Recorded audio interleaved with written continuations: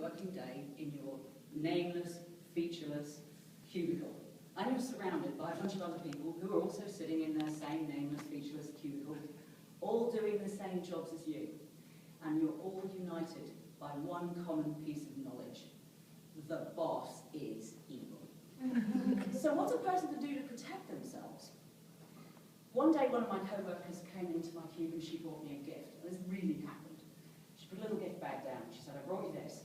I opened the gift bag and in it there was a candle. It was one of those iconic candles that are used to express devotion for a saint. And I said, well, this is lovely. This is obviously a devotional object. But it's got a picture of a guy balancing an onion on his head. Who's it? What's with that? She said, that's St. Jude. And it's a divine flame, not an onion. And he's the patron saint of lost causes. I immediately thought of you, and so I bought it. I told her we should each pick a personal patron saint for ourselves as a guardian against forces of wicked. And that made me think, because there is a patron saint for everything, as far as I can determine. They're everywhere. It's like when you were a kid and you had those toys and it was like collect the whole set. It was just, you could just go on. It's like a stamp collection. There are tons of them. So I'd like to share some interesting examples with you today.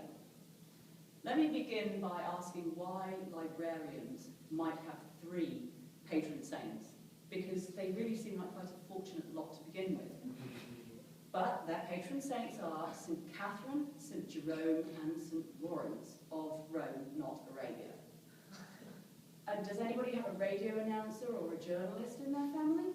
If so, their patron saint is Gabriel the Archangel. And the reason why is because he showed up to announce to Mary that she was going to be Jesus' mum. I have a real shocker for you. St. Nicholas. You know, cherry nose, no white beard, all that stuff, Christmas night. St. Nicholas is also the patron saint of what I shall politely deem ladies of the night. Which puts a completely different spin on ho ho ho. My next group of favourites.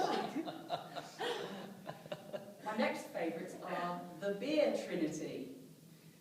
The patron saint of beer is St. Arnold, and the patron saint of alcoholics is St. Monica. And then there is one from whom the overindulgent should rightly seek intercession, and that would be St. Bibiana, who is the patron saint of hangovers. And ladies, if things get out of hand on party night, there is St. Winifred. And St. Winifred is the patron saint of successfully avoiding unwanted amorous advances. I think we've all needed some help from St. Winifred at some point or another. Next, if you get laid off, you might consider parlaying your severance into scratch-offs at the 7-Eleven. I've seriously considered it myself in the past, having been laid off. If so, I recommend that you have a bit of a chat with St. Cajetan, because he is simultaneously the go-to saint guy if you are unemployed or a gambler. I wonder if anybody has in their family, or even in this room perhaps, a plumber, a clown, an actor, or a torture victim. I think there are probably quite a few of those around here lately. And I certainly can think of a few clowns that I might be able to name. If so, your patron saint is Saint Genesius. And if you are a lumberjack or a separated spouse, well, your guy is Saint Gomarus. I get why lumberjacks need a patron saint, but I don't. Separated spouses are usually relieved, right? If you are the parent of underachieving offspring, I strongly recommend that you talk to St. Clotilde, who is the patron saint of disappointing children. So I reckon she'd be able to get those grades turned around, right? And then there are a couple that are just absolutely bizarre. If you are ugly, and we've all had our bad moments with the mirror, pray to Drogo Seaborg. For he was so simultaneously devout and hideous that people of his home village actually imprisoned him, and he would eat nothing but communion bread and wine. They occasionally threw in a bit of barley water as a treat. And my favourite of all He's the patron saint of mad dogs. Now, I chose this speech as an exercise in delivering material on a closely researched topic. That was my original objective.